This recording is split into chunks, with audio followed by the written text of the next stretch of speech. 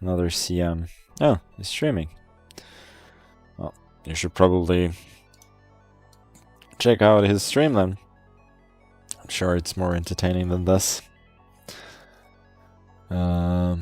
Okay. Fairly fast play from my opponent. So this is called London system. The London system. I think most people know that. Even those, it's a notorious system. So even those who have barely played chess, they probably seen it on TikTok or something. He's playing, I wouldn't say an old school system, but a system that hasn't been super popular the last, 5 years maybe. It's a good system. There are just others that sort of maybe give black even easier play. I don't hate what he's doing though. I mean, for him. For me, I'm not convinced.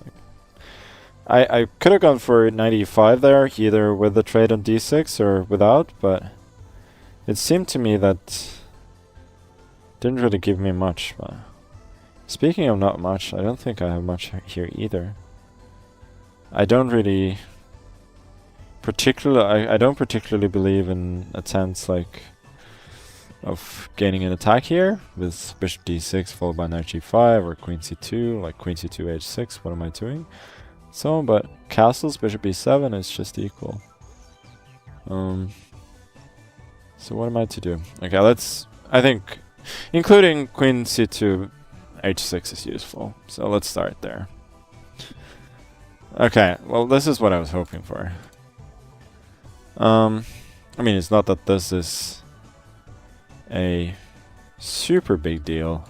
I think I should do this in order to reply to f4 with f3. But at least now I got a knight in e5. I think if I castle immediately, then f3 maybe was a bit annoying. I mean, still I don't have any real advantage. I only have one good piece, but at least that particular piece prevents him from using the e-file.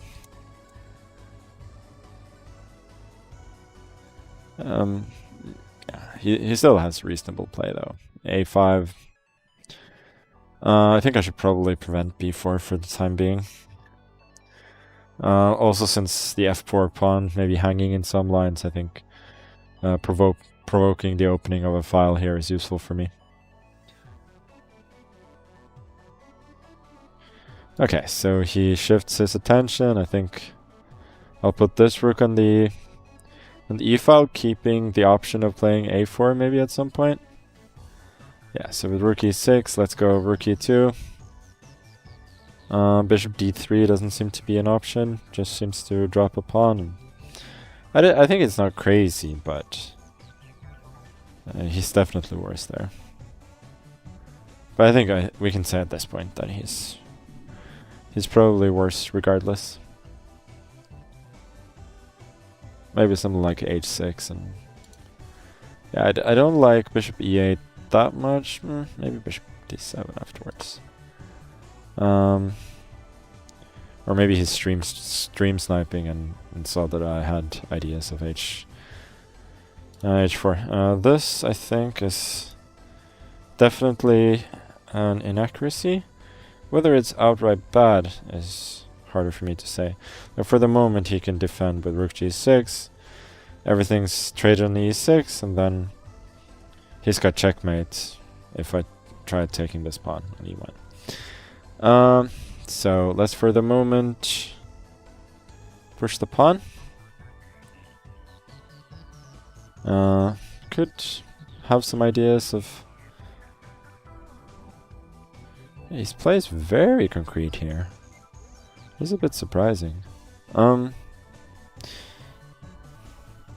got ideas of taking everything, then going knight f2, and then knight h3.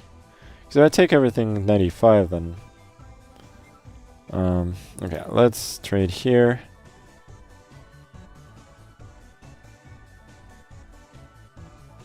So knight f2, bishop d7, nothing. Okay, so I should go here. Queen f8 protects the pawn. Rook f6, I mean, drops a pawn to knight c4. I don't think that pawn is a big deal, but I also get infiltration with a rook, which I think is more significant. Yeah, now I should be doing very, very well. Here, rook g6, there's rook e5. Or also queen f5. g6, there's... yeah, this, but... queen f5, queen f6. I guess rook e5, maybe even easier, but... I don't think it matters at this point. Yeah, I mean, that's not gonna help him.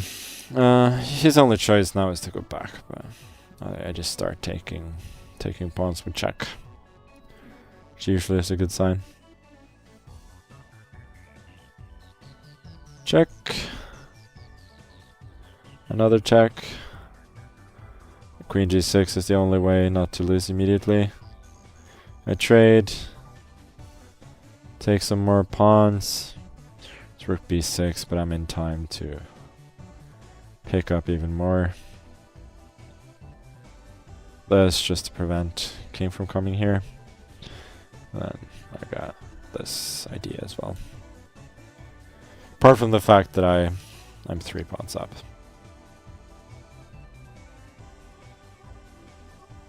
Let's win another one.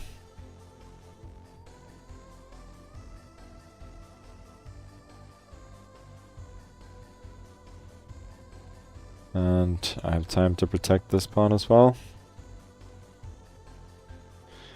Don't quite know why he's playing on, but I guess it's fair enough.